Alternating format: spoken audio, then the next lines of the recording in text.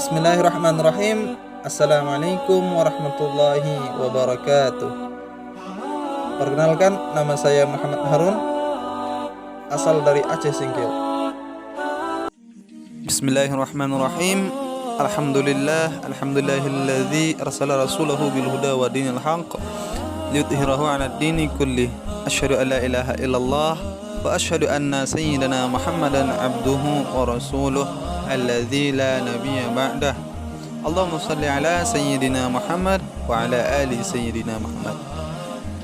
Baiklah teman-teman, di kesempatan kali ini saya akan mencoba menjelaskan secara ringkas, yaitu mengenai sumuliyatul ibadah ataupun cakupan ibadah. Allah Subhanahu wa taala telah menciptakan manusia agar mereka beribadah kepadanya, yaitu agar mentaatinya dengan ketaatan yang disertai perendahan diri sepenuhnya beserta kecintaan kepadanya.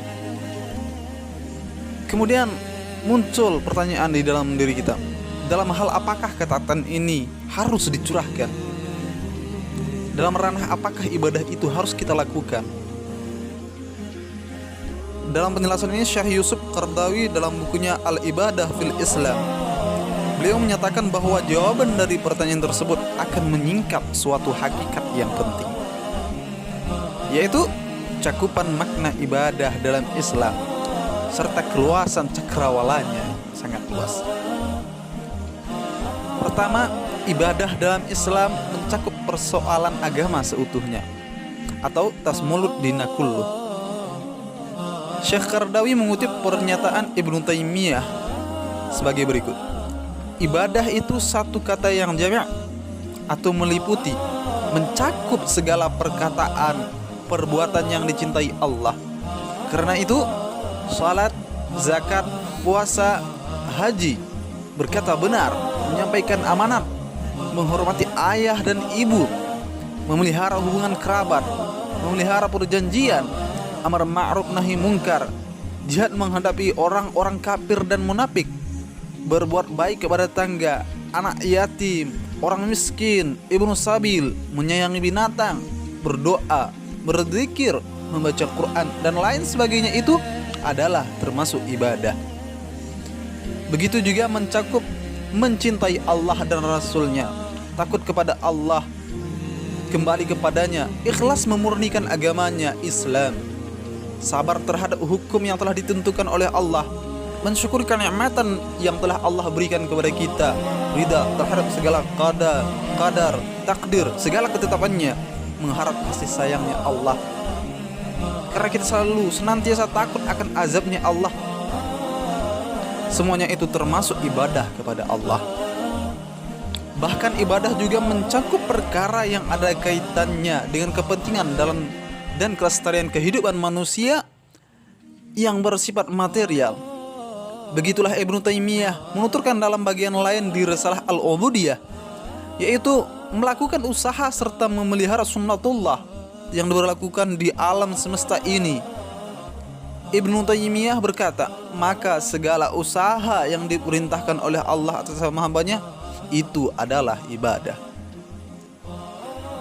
Jelas dari uraian di atas yang telah saya sampaikan, dapat kita simpulkan bahwa ibadah di dalam Islam itu memiliki cakrawala yang sangat luas, memiliki cangkupan yang sangat sedemikian luasnya, yakni mencakup perkara-perkara yang diwajibkan, yang wajib dikerjakan, perkara-perkara yang dianjurkan ataupun an-nadbu yang disunahkan, dan bahkan perkara-perkara yang dibolehkan, yaitu al-ibahah.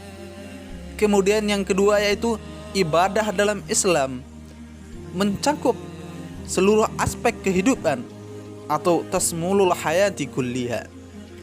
Syekh Yusuf Qaradawi berkata, ibadah kepada Allah itu meliputi seluruh aspek kehidupan manusia dan mengatur segala persoalannya secara tuntas, dari tata cara makan, minum, sampai kepada membangun negara, mengatur pemerintah, mengelola harta benda, mengatur hubungan sosial dan sanksi-sanksinya. Demikian pula tentang dasar-dasar hubungan internasional, baik dalam suatu situasi damai maupun perang.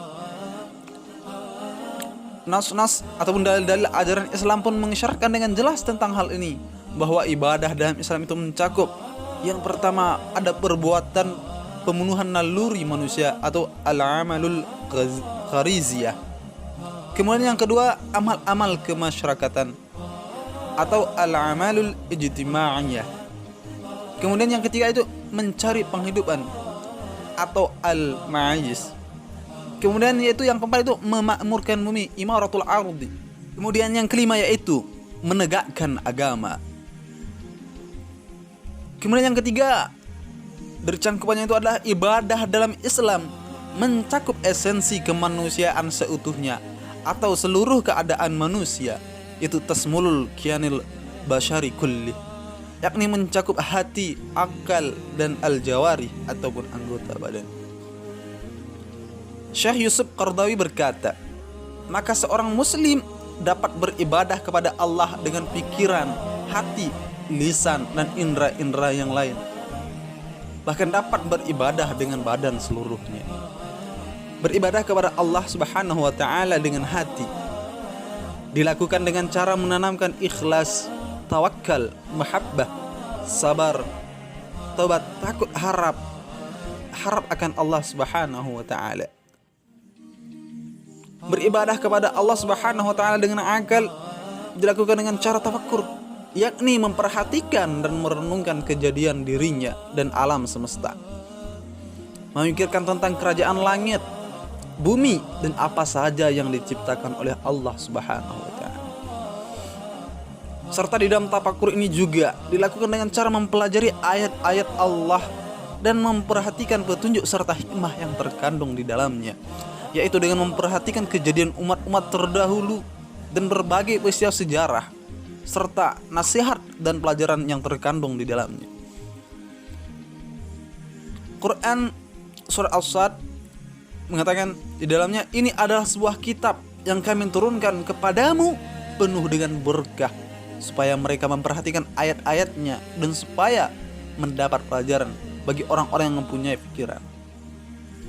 Kemudian sedangkan beribadah dengan anggota badan, yaitu seperti telinga, mata, indera, perasa, pencium, raba, tangan, kaki, dan lisan, itu semua termasuk dari cangkupan ataupun sumuliyatul ibadah, cangkupan ibadah.